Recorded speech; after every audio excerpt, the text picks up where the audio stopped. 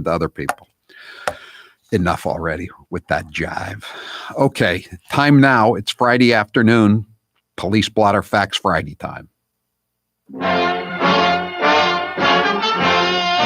the laws of any state are broken, a duly authorized organization swings into action.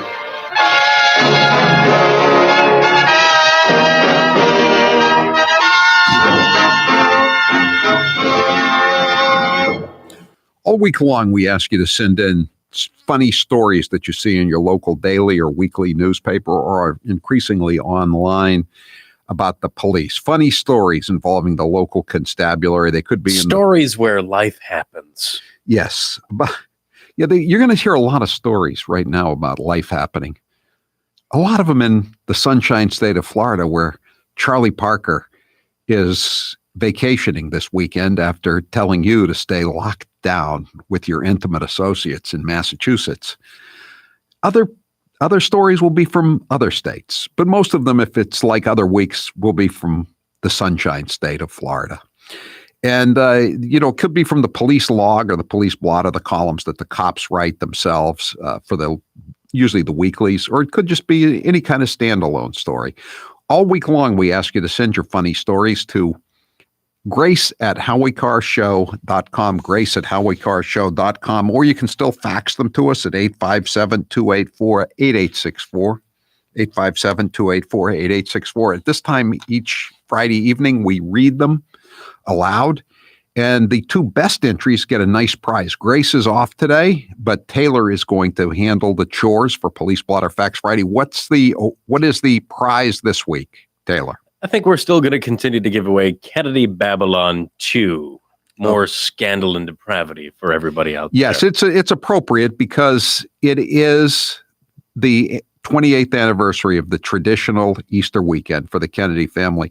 And by the way, if you want to read about the traditional Easter weekend, you can get volumes 1 and 2. There are chapters about the traditional Easter weekend in Palm Beach in both books, because there was too much to put in just one book. So I had chapters in both books about the traditional Easter weekend. You can buy the books at howiecarrshow.com. Click on store. All right. So these are the runners-up. They do not win a prize. A man found 15,000 bees in his car after grocery shopping. Like honey. What did he go? What did he go for a 2-day shopping spree? No, he was just in the store for 15 minutes. He was attacked by a Karen who chewed him out for 2 hours for going the wrong way on the one-way aisle, and the bees got in. He had just finished grocery shopping, but a New Mexico man got much more than he bargained for when he returned to his car in the parking lot. A swarm of 15,000 honeybees had taken over the back seat. His name was not released. He had left a window down in his Buick while he made a 10-minute stop at an Albertsons supermarket. That'll teach him to leave the window down. In Las Cruces. So what happens here, I've seen, these stories around every now and then.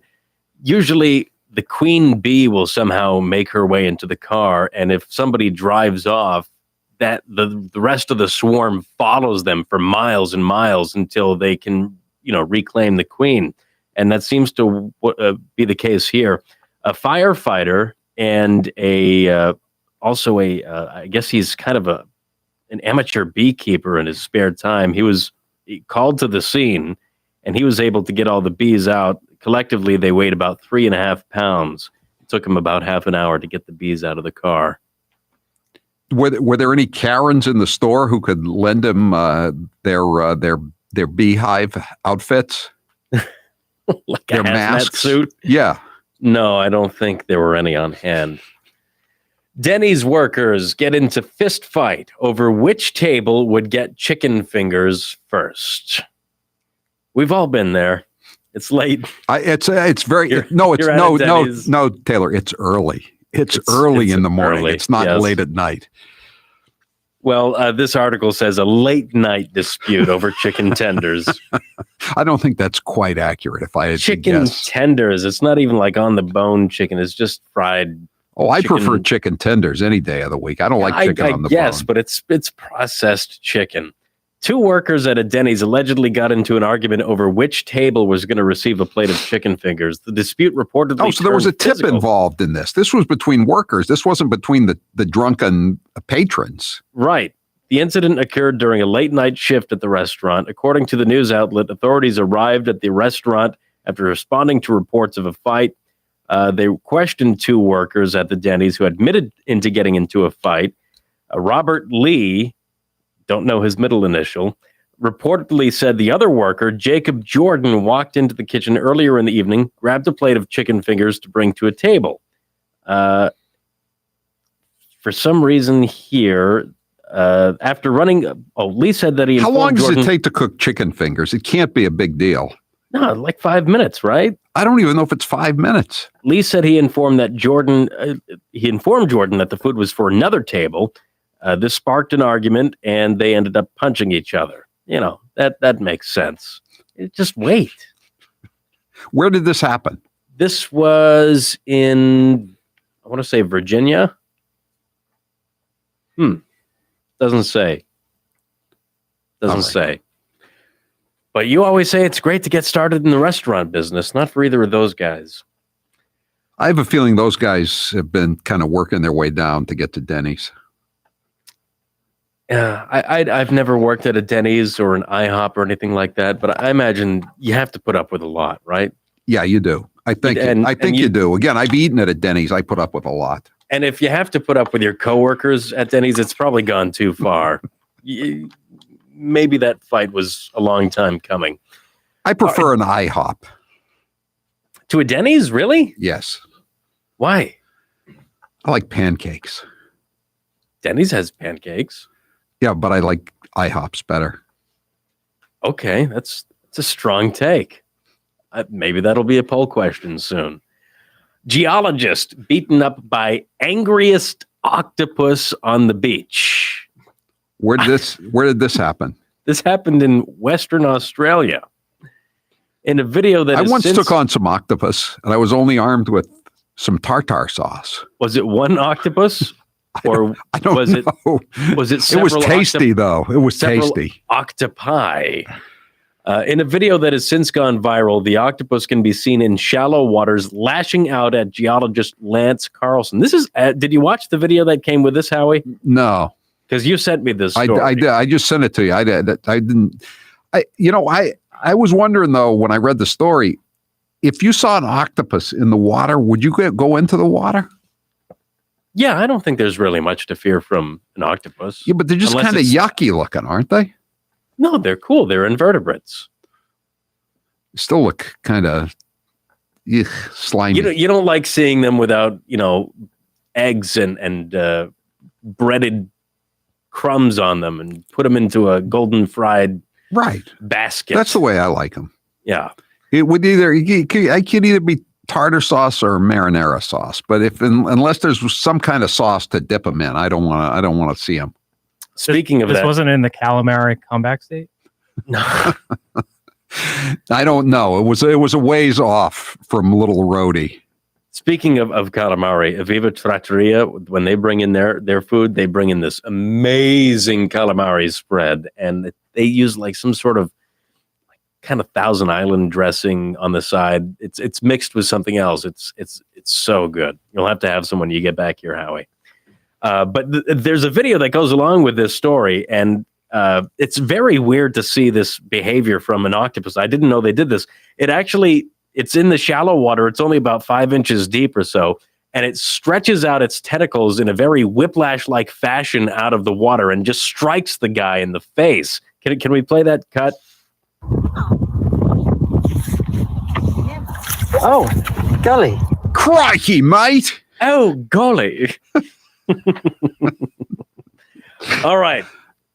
Naked man said he was doing the walk of shame. Beware, beware, beware of the naked man. A man who police saw strolling naked on April 1st on a South Carolina street told officers that he was doing a walk of shame as penance for cheating on his wife. Investigators say Michael Boatman, 41, was spotted by a sheriff's deputy around 1:10 in the morning as he walked on a Spartanburg street with just a clear bag over his genitals and a blunt in his hand. How else would you be found? I was getting Hunter Biden vibes when you began the story. Boatman explained that he was doing a walk of shame, which he needed to complete for his wife. A second officer noted that Boatman said that he had cheated on his wife and was doing a walk of shame. Boatman also reportedly referenced Adam and Eve from the Bible, stating that he was willing to go to jail for his acts. Why did he have a blunt instead of an apple if he was into Adam and Eve in the Genesis? That's a good question, but I mean, still a plant substance was used, as one is wont to do. So Boatman was charged with indecent exposure, disorderly conduct, marijuana possession, and resisting police. We'll do a couple more here before we go to a break, Howie. Hoarder found mummified under pile of garbage in New York City house. Oh, this happens more often than you think. This happens about like once a year. Yeah, 60 and this woman was kind of well known. A 66-year-old hoarder was found mummified in her Queens home under a massive pile of garbage. The woman's sister told police she had not heard from Evelyn Sakash, who was described as a heavy hoarder since October of 2020, and she was just reporting it. Sister had they were very close. This happened just a couple of days ago. Sister had recently come to New York to find her and hired a cleaning crew to clear out the woman's house in College Point on 123rd Street to see if she was inside. The cleaners discovered Sakash's mummified body around 4:15 p.m. Tuesday under debris in the kitchen. No criminality was suspected under her death. This woman she was, I believe, a costume designer on a TV show. She had won an Emmy. A lot of people have won Emmys. Doesn't help you if you're a hoarder. No, maybe that's what did her in. I have no idea. Maybe. By the way, 339 says Taylor, the guy in South Carolina, the naked guy. Why was he wearing a clear bag if he's into Adam and Eve? Shouldn't he have been wearing a fig leaf? I suppose, but when you're smoking a blunt, you don't want any of those ashes, those sparks to go someplace where it would really smart. One more before we go to break. Drunken man drove his friend to the hospital in bucket of stolen front-end loader. Man is facing a slew of criminal charges after police say he drove his friend to the hospital in the bucket of a stolen front-end loader last week. 33-year-old Jordan Evans of Nebraska was arrested Friday night. Investigators say Evans stole the front-end loader, which is valued at $75,000, and arrived at the Bryan Medical Center West Campus in Lincoln shortly before 11 p.m. with his injured 40-year-old friend in the bucket. Officers responding to the hospital reportedly found a piece of machinery blocking an ambulance bay and spotted a bottle of alcohol in the loader. No! Can you really charge him with open container laws? It's not a passenger vehicle. Police noted that Evans appeared to be intoxicated, you think? Did not have permission to take the loader. Bail was set at $30,000. How did his friend get injured? Well, when you're drunk and playing around with a front-end loader, 2 and 2 equals 4, Howie. All right. Okay. We're going to take a break and we'll be back with the winners. 844-500-4242. I'm Howie Carr. Howie Carr will return after this brief commercial break. FBI agent. Not sure if you're going to talk about the Muslim Farrakhan supporter who killed a Capitol police officer this afternoon, but the FBI is not treating this as terrorism. They have opened it up as an 89B assault murder of a federal officer case. I'm an agent and have inside knowledge. Our counterterrorism division won't touch this one. Compare this to a bunch of Trump supporters who trespassed at the Capitol and they are being investigated as domestic terrorists. Despicable. Thanks for sharing that. I appreciate it. I'm not surprised, and I'm sure neither is the guy who wrote that. All right, I got to move quick here. We only have a couple minutes. Yep. These are the two winners. They'll win the Kennedy Babylon 2. Train stolen, taken on 10-mile joyride, and returned. A train was taken for a joyride, and now Ocala, Florida police are trying to find the person who's responsible. Police said Would you know how to steal a train, let alone return it? I wouldn't either. They say it was locked, but you don't need a key to start it. The train does not have surveillance cameras, so investigators don't have any information about the suspect. They ran it through a fence for about 10 miles, crossing several roads before getting it back to the yard. That's pretty much every kid's dream every boy's dream to run the train one day, right? Hunter Biden's dream. Riding that train high on cocaine. That's right.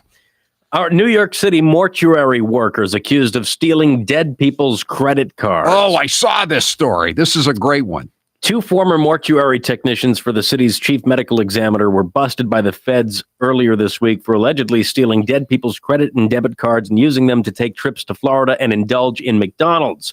Willie Garcon, 50, of Brooklyn, and Charles McFadgen, 66, of the Bronx, charged with the access device fraud, for which they face up to 10 years in prison. Defendants brazenly pilfered the belongings of the deceased, stole their property, and enriched themselves.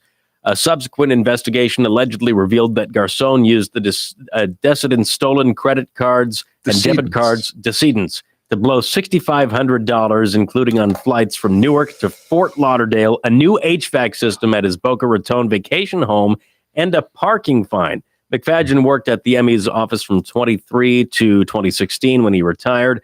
He allegedly admitted to investigators that he'd used plastic swiped from at least 5 corpses to rack up more than $13,500 in charges. Mike Royko used to write about the guys who worked in the Cook County coroner's office in Chicago, and all they would do was steal rings off people. He said they were good for stealing rings off of dead people, and there was one other thing they were good for, Taylor. When a guy would get shot, 2 in the hat, they were good for sticking their fingers through the hole in the hat for the newspaper photographers. Now they've Thanks moved to on. Pianadosi Baking Company. Thank you, guys. I'm Howie